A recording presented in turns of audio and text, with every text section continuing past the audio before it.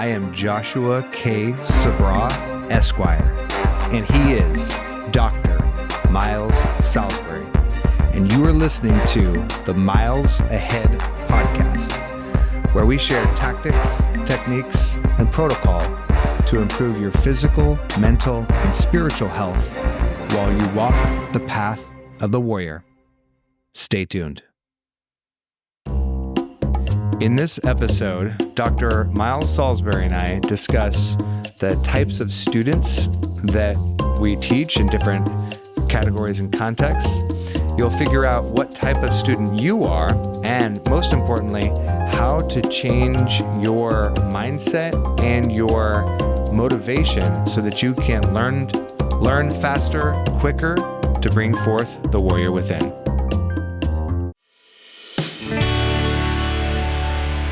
It's like this is the episode where like Garth is by himself, except for we're both Garth. Like, Stern. Come back, Wayne. What do you want me to do? Where my hands go? We're gonna explain to the audio only listeners what's going on. This is our first visual. This is our first crack at video or YouTube podcast of the Miles Ahead show. And so if you're listening, that's why we sound different. We look different. Miles showered and shaved for this, and I thought about showering and shaving. So you're welcome. Miles, what are you listening to today? I was listening to podcasts mostly. Modern Wisdom and The Drive, Peter Attia. Hell yeah. No music, mostly just podcasts this week. So good. So good. What's Chris Williamson talking about? All kinds of stuff. He had on more recently the author of Number Mr. Nice Guy, Robert Glover. Very, very good book. I'm doing a coaching thing with him called How to Work with Men for Therapists and Coaches. And Robert Glover was on one of the calls the other day. It was really cool. Just got to ask him questions, and it was pretty interesting. Sick. Yeah. He's always got great guests. It's a great podcast. Connor's been there twice now, I think. I love it. Chris Williamson has just been crushing it with guests for for a long time now, but yeah, he's a boss. Definitely. I have been listening to old music, a lot of metal. I've got a Five Finger Death Punch coming up, concert coming up in August. Dope. So gonna go check them out in Portland. And man, metal's so good. I keep coming back to it. You do? Yeah. I have phases: punk rock, country, rap. I'll listen to anything that strikes me in that right chord, right vein, right time. But metal, something about the fury. You got to have the fury. Well, awesome. In the spirit of metal, we're gonna do in the spirit of fury. I want to do a short podcast on tautology, on the tautology of learning. What? Okay. Yeah. Elaborate. And this is a playoff of a really interesting, YouTube episode that Alex Ramosi did, and he was talking about the 5 types of students, and we're going to go through them. And the significance of this is that he's a teacher. I'm a teacher. You're a teacher. I don't know if you would call yourself that. You're a counselor, but students show up and get varying degrees of success from your material, your program, your coaching. And a lot of times I want to take credit for the transformation of somebody, but the reality is that they showed up with the material to work with, and they had a certain amount of ownership and drive that allowed them to take the material, the tools that work, and really crush it. Mm-hmm. And he broke it down really fantastically into 5 categories. And they are from top to bottom: positive, active, positive, passive, neutral passive, n- uh, neutral or negative passive, negative active. I think you tried to explain this to me at the gym the other day, and I was like, kind of Yeah. sound. I don't get it, but it sounds like it could be cool. So there's positive and negative. If you're creating a diagram, there's positive and negative aspects. So it's whether you have, it's like what you believe is possible and what you believe is within your power to create. And then it is active versus passive, which is something that you will have a hand in directly making work or making not work. So let's go through the examples, because I want to go through this from the health world and from the. So if you think about health, wealth, relationships, there's a way to tackle this with your business. There's a way to tackle this with your health and your interpersonal relationship with yourself and your relationship with other people. But there's a variety of contexts that we show up for in life and as students. And if the if we check in with ourselves, you can kind of figure out where you're at on this spectrum. And I've been all of them in almost every context. But if you let's go through it, and you can sort of figure out where you have been in different phases of your life, right? So the first example is like positive active. If you can't prove to me that it can't be done, then it's possible, and I'm going to do it. So this is your Roger Bannister running the 4-minute mile. It's physically possible. We can run fast. If we can run a less than a 60-second quarter mile, we can run, less than a 4-minute, mile. It's physically possible. And even though no one's done it, you can't prove to me it can't be done. Elon Musk with SpaceX, this is possible. It's physically possible. But we have the tools, we have the technology. So prove to me that it can be done or get out of my way. So this is very few people are in this category. These people are going to be successful no matter what. They're just going to continue to move through the world, grab tools, grab ideas, resources, people, and they're going to assemble their, rocket, and they're going to leave the atmosphere. And Literally. yeah, and th- I don't particularly think I am that person in very many contexts. I can become that person. Yeah, I would say that I'm not I've not been in that category personally, but I know people like that Mm-hmm. that are that way. Mm-hmm. The next category down, which is the category I can fall into if I empower myself, is oh, if They did it. if Roger Bannister did it, I can do it, right? Which is the next 100 people that got the 4-minute mile, Which we saw happen, yeah. And SpaceX and Virgin Galaxy, and once someone cracks the code, they figure out that this is doable. It's replicatable. I can execute the steps, and this is a really good place to be. You're still an A student. You're like, I can follow the formula and get it done, uncomfortable or not, time intensive or not, I can get it done. And that's where I fall into, is like, if somebody else can do it, I can do it. Like, unless something, happens to me or I'm special in some way, I can get there to follow in the footsteps of people. How does that sit with you? Yeah, it makes sense. I don't want to say it's like social proof necessarily, but it's going down that road, if you see someone able to do it, then it just like, well, you start asking the questions. Well, why can't I? Or how can I? Or you ask yourself, why can't I? You're probably going to talk about the next step where people doubt themselves and don't go there. But Well, certainly people doubt themselves, right? Because everyone in the spectrum should have self-doubt sometime. Like, yeah, it's healthy. Yeah. this is hard. I don't know if this is worth it. Is this even possible for me? But when you go down one step down on the rung to passive neutral, this is okay. Miles says it's possible. People are doing it. We'll see if it works for me. And these people are not actively trying to sabotage the process, but they are not necessarily full of drive and vim and vigor about it. This is where I think I think the vast majority of students fall into this place in the law of large numbers. Having ran a gym with, thousands of people, having gone through it over the years, I see that a lot of people will show up and they will do it, and they'll actually get okay results. But time and time again, I'd find myself like tapping somebody on the shoulder and saying like, "Hey, today you're supposed to do 80% of your squat max." And they'll be like, "Oh, okay." And then I'll just look at them and I'm like, "Your squat max is 172 pounds."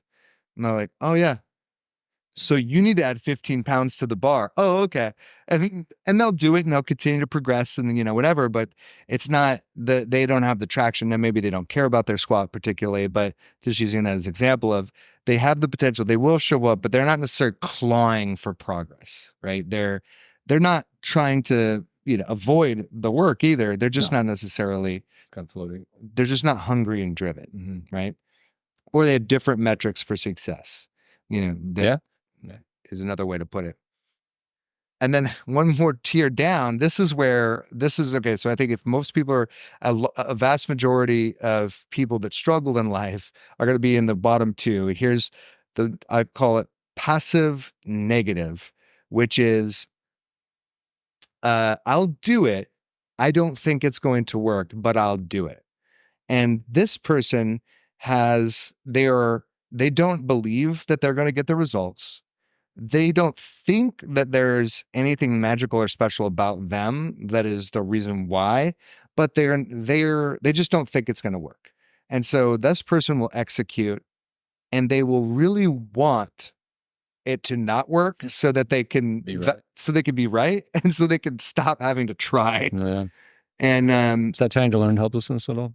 Well, so there's this, if you thin slice, if you like really get down to the minuscule, parts, this person is quiet quitting in that they like, I see this in some of my students from time to time where they will do 80% of the things that they committed to. They're like, "Hey, I followed your diet plan and it didn't work for me."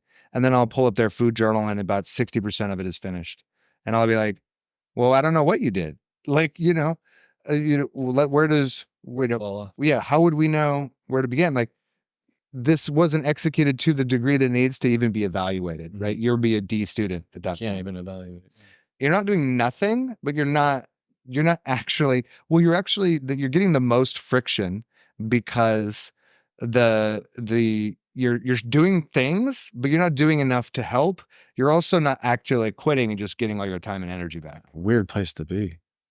I mean, I shouldn't criticize that because I've probably been there many times in different arenas. With the gym, luckily I don't have that problem, but with resistance and procrastination to other things, I've probably been there. I've been there in business where, a business coach is telling me, "Hey, make 25 calls a day, set 10 appointments, get 5 sales appointments to show up and close 3 of them," right? So that, your insurance salesman numbers right there.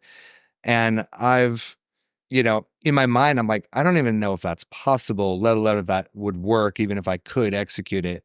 But once I get on the phone with someone I actually do care about, and my own buy-in goes up. So I started at 2 and I climb up through the process of taking action to a 3, to a 4, right? Over the reps, because I actually care about what I do. I really, and the same with you. Even if you don't feel like it, you get in front of somebody who needs your help. You're like, shit, this person's talking to me. And switch on at that point. Yeah, we want to make sure, you're available because you're the right person for that job. So I think realizing that in some context you might be, this person, but we're not even done yet. So we got to go. We got to go one rung lower, and this is active negative. So this is the law of physics don't apply to me. Oh. I could starve to death and I wouldn't die. I can't lose weight no matter what I do or what I try. I could not eat for a week and I would just continue to gain weight because I am a neutron star. It's a land of delusion. This is self-fulfilling prophecy, delusion. This is ego at its highest, right? The number one student, the bottom of the tier has a lot in common with the top of the tier. Bend them to a circle. Yeah. That's right. And you can become If you're laughing, if you're listening to this and you know this is you because you are so egotistical, you think you're special and the rules will not work for you. And yet, if you do the thing, I have been this student so many times where I'm like, fuck this, this is impossible. Nobody could, lift this much weight, eat that much, make this much money. Nobody could do this. And then sitting and wallowing in that for enough time where I realize that I'm fighting for my own limitations and I'm really arguing for why I can't have something, and seeing enough people in my peer group climb up and achieve, whether it's fitness or business or life or mental health, whatever it is. And then I flip to the 5 where I'm like, oh shit, I can bend the spoons, right? Like you said, get around. And a lot of it is just your ego working against you or your ego working for you. Yeah. And it's simple. It's if you, to quote Alex Ramosi one last time before we open it up into the context of fitness and mental health and business, if you just switch my parents were bad with money, so I'm bad with money, to I have to be good with money because no one else in my family is good. You just switch the why not to the why, you all of a sudden have that unlock to go from a level 1 to a level 5, because the kryptonite that's killing you becomes the source of your power and you become Superman at that point. Mm-hmm. So you flip the script. Is there a Jungian term for that? I think just going into your shadow, stuff you suppressed or repressed. So I was thinking about, I was listening to a podcast with Joe Dispenza the other day, and he said something like 50% of our memories are almost made up anyways. The part of your brain where there's memory and creativity and imagination are so close together that sometimes they get muddled. Oh, well, thank you, sir. He's fixing my microphone, if you remember what's happening. I am now distracted and ADD brain. There we go. Maybe not. Ooh, I got a new idea. He's fixing my lapel pin if you're listening. I'm the AV professional for this setup here. For this one, till we can get it going. We're learning a lot. There you go. Yeah, memories being fabricated, yes. One more. Sorry, listener. Did it. All right, I think we're good. I'll try not to move. I am lost now. Well, so you're talking about memories being yes. Every time we tap into a memory, we change it. Is that what you mean? Or it's changed. Yeah. So something had happened to you in childhood, and then as you grow, it gets fuzzy, but we can add on to it sometimes. So what was maybe 100% true becomes more like 50% true over time. So we're all telling ourselves a story. So we might as well make one up that's working for you. And knowing that your memories can be faulty, just be careful with that. Yeah.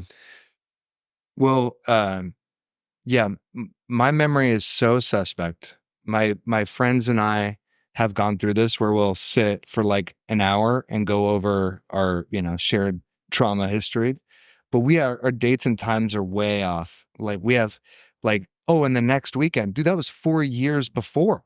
It wasn't even, that wasn't even in linear time. That was much different. Exactly. But we kind of bend things to fit the narrative. That's it. Yeah.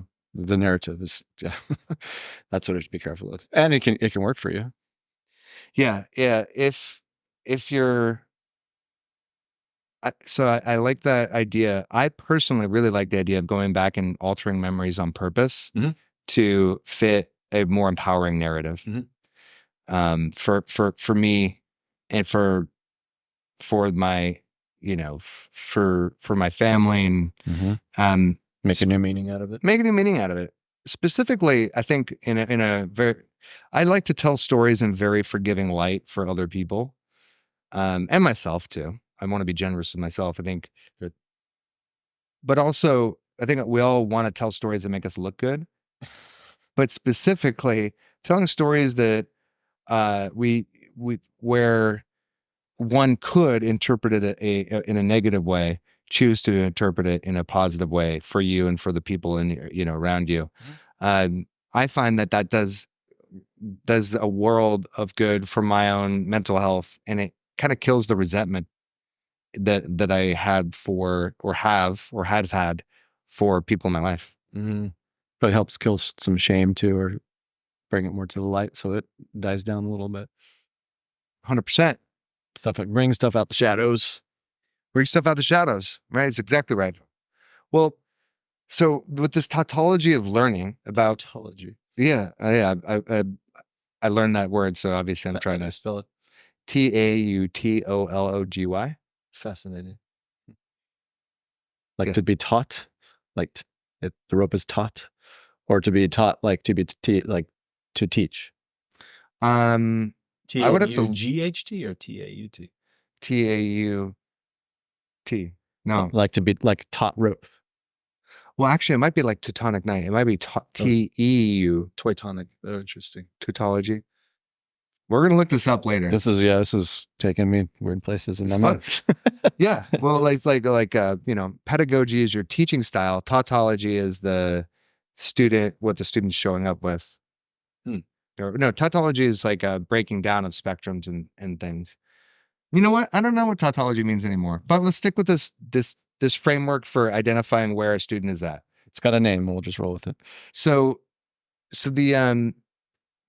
understanding that you may be a 5, I may be a 5 in one context, but I could be a 1 in the next context. Context dependent, yes. So I've been in fitness my entire life, mostly, so my adult, adolescent life. And I have the most empowerment there. I have the most liberty. I have the fewest constraints. And I feel that anything is possible in that health realm. But if you go one realm over to like finances, I've had very disempowering stories for a long time for myself personally.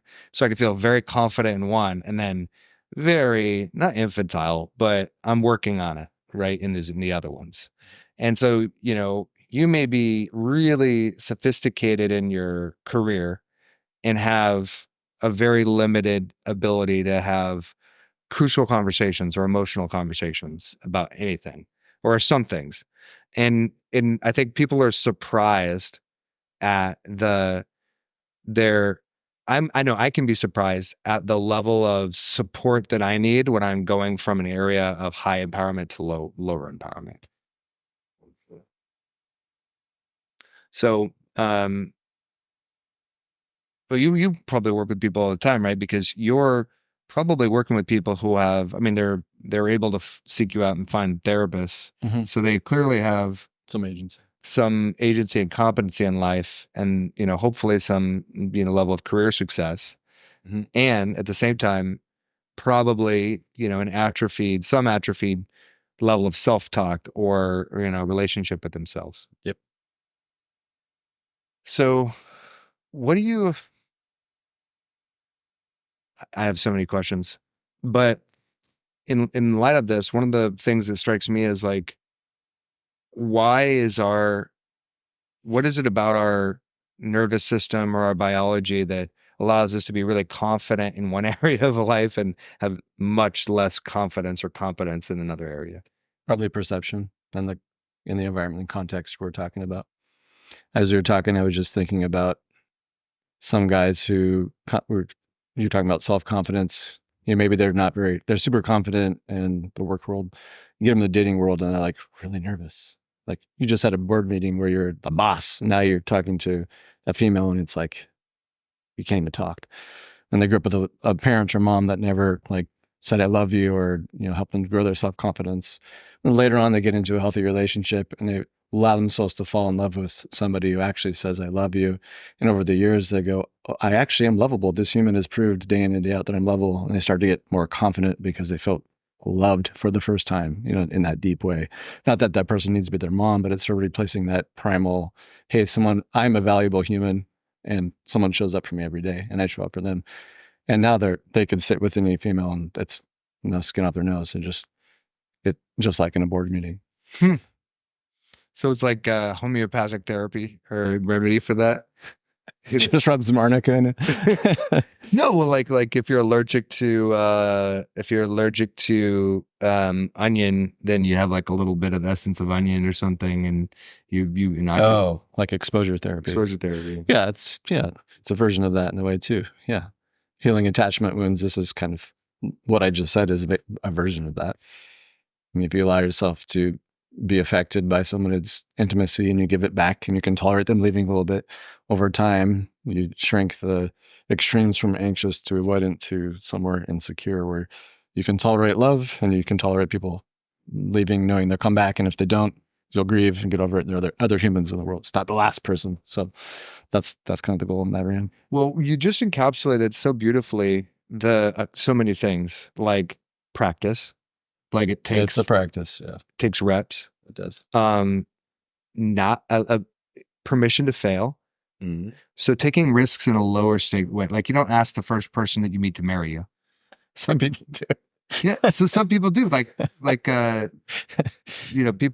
have issues. I mean, like if you fall in love, whatever, good for you. Write in with your story so we can talk about it. Disneyland version.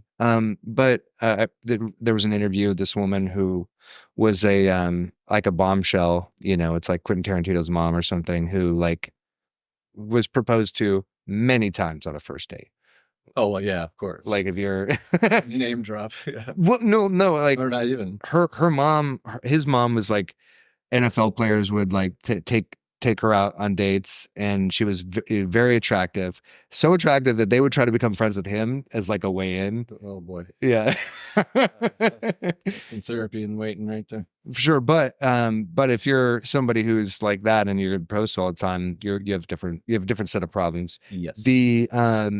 But getting the reps in, failing in a low stakes environment, not being attached to failure, not letting, and also like learning from failure, and like you said, getting on and like getting to the next. There's more fish in the sea, and you have more opportunities. All those things are basically, you could take that in any context, like business. Don't sign a lease for a new business until you've made a sale. Like do something small, low stakes to move the ball forward. You don't have to take the whole watermelon at once. In fitness, it's like, it's work out twice a week. Start with that. You don't have to start at 7 days. No, but I want a transformation. I want DOMs. You will transform if you don't quit. I want rhabdosis. Yeah, exactly. I want to do CrossFit and I don't even know how to do a squat. Oh boy. But people think like that. I think people think more is better. Yeah, dude, I've done that so many times. Yeah. I'll just take more of this supplement. That'll work. I've done that one. Yeah. Yes. And the hard part about it is like Jillian Michaels said this on an interview. I don't know. I'm sure she said it 100 times, but there is nothing that you want from your health and fitness there's nothing that you want that doesn't require diet or exercise. Like you have to eat it and you have to move. And if you can't do those things, then it's not something that you're going to get. And if you are listening to this and you think, well, I can just, inject a bunch of testosterone, try it. Get back to me real quick. It doesn't work like that. Even if you have the best drugs, you still got to sleep. You still got to sleep. You still got to lift. You still got to move. You still got to eat. I had a client sign up with me, and he's like, I tried TRT, and you just get fat. You just get fat with high testosterone. It's possible. And your balls shrink.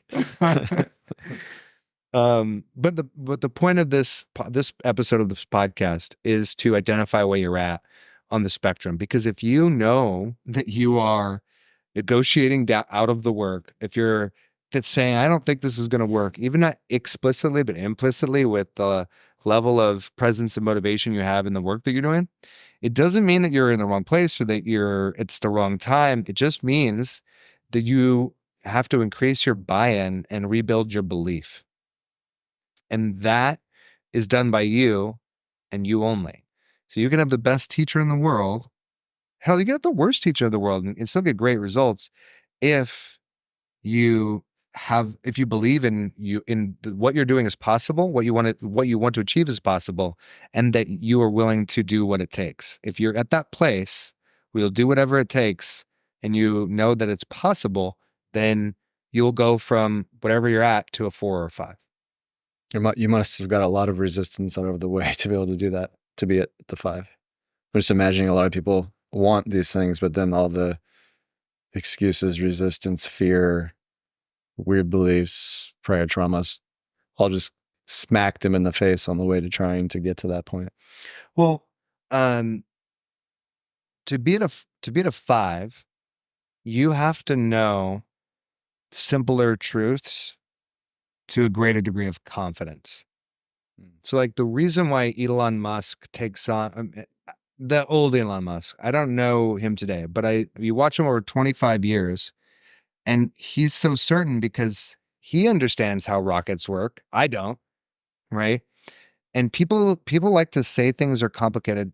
Let's go to SpaceX because it's such a perfect example of somebody saying, like, I can build a rocket for 1/10 the cost that we're paying, the US government's paying, NASA's paying for. I know it's possible because I know the raw inputs. If you know the raw inputs and you know physics, again, Elon knows, I don't, then you understand that this doesn't make sense to do it this other way. There's a better way. So you could be at a level 5 if you understand the simplest truths at an Albert Einstein level of really, really simply, and you're not bogged down with the complications. Most people are focused not on the opportunity, but on all the obstacles. They can quote you all of the friction points to doing something, and but they don't know how simple it is to actually get what they want. That's why I'm empowered with health, because health is really, really simple. I don't have all the emotional attachments that some other people have to all of the obstacles. That's what I'm talking about. Yeah. And like you talk about resistance, if going to bed without watching TV is a big deal, and for some people it is. If going to bed without drinking is a big deal, and for some people it is. If going to bed at the same time is a big deal, and for some people it is. And it's their anxiety management moment, perhaps.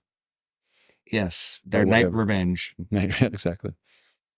But I don't have. I mean, I have some friction. I'm a human, but I don't have attachments to being that way. I don't get anything. I don't get enough from my vices to do them in lieu of sleep or other things that are really important to me. And because of that, I stay at a 4 or 5 in the health front. Now, in the other areas of life, I have a lot to learn, and a lot to learn. No, not a lot to learn, a lot to unlearn, let go of, because that's that resistance and that friction that we fall in love with. So I'll give the audience an example, because this podcast is mostly my therapy anyway. I get to talk to Miles, but like on the interpersonal front, being honest, truly honest about like what I need from a friendship or an emotional or a romantic relationship I'm just entering the realm where I can do that after 40 years. And it's in the story that I had was, if I am honest with somebody about what I need from them, it'll hurt them, they'll go away, or it'll be my responsibility to manage their receiving of that. Some manipulation of some sort. 100%.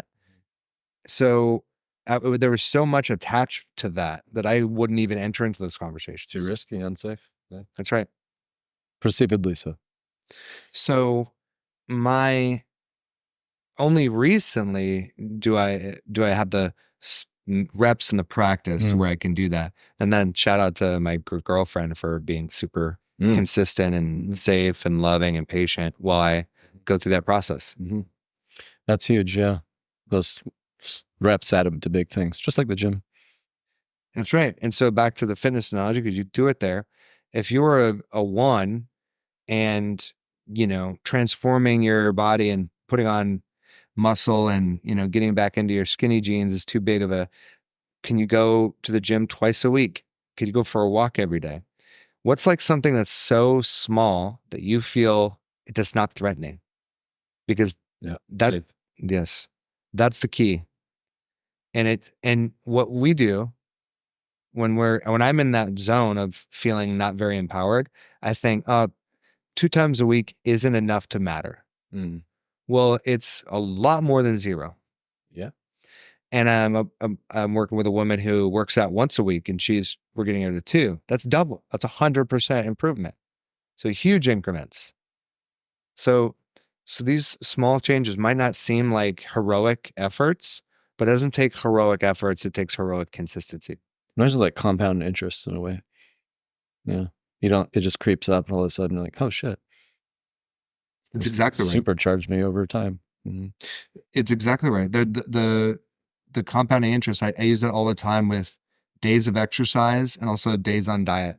Mm. It's like if you just stay on the same meal plan for 7 days in a row, you'll be at whatever deficit or surplus or whatever you're trying to do. All it takes is 2 slices of pizza, and that's a week's worth of work. Right? That you just set yourself back, right? So that's compounding interest is a great way to look at it, because it's not effortful, but it does require time. Mm-hmm. Effort over time. So if you're trying to get somebody who's like a 1 or a 2, what questions would you ask them to try and cue them into a higher degree of motivation and ownership? I always wonder what's getting in the way. The pain, the wounds, or just not having the knowledge and building the relationship, maybe for the first time. Just like the example of someone whose mom or dad never really showed up for them. Well, I'll be that person for a while. This is the dojo where they practice to go out and do it in real life. So they practice relating to me, and then I don't shame them. I don't kick them in the balls or whatever they experienced, and they can get a new experience. And then we can set a plan for, sort of like exposure therapy, like talk to the Safeway attendant, start making relationships, some form of that, depending on what we're working with, so we have a goal, they make the goal, then we work the goal. We do an exploration of the past to find out what might get in the way. We don't stay stuck in the past, but we have to know where this stuff comes from. It's just a ton of different ways. All roads lead to Rome, but that's the art of psychotherapy. Knowing you have all these tips and tricks, but you have to have the relationship first. So, yeah, it's kind of probably similar to you. Like, what is getting in the way? What's the resistance? What are the false beliefs, bad beliefs? What are the wounds that appear real? How do we heal those? What do we need to pull out of the shadows? Things like that.